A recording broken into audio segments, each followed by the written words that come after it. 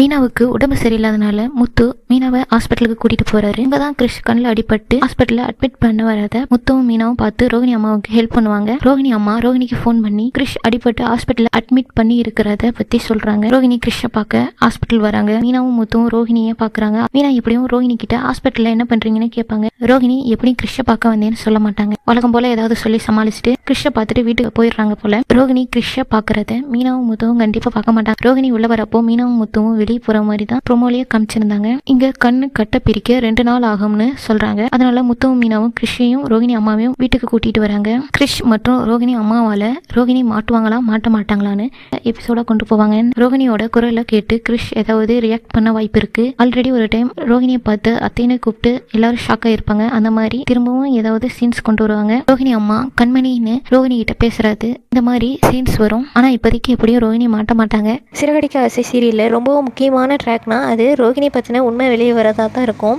ஏன்னா இந்த ட்ராக் எப்போ வரும்னு நிறைய ஆடியன்ஸ் வெயிட் பண்ணிட்டு இருக்காங்க.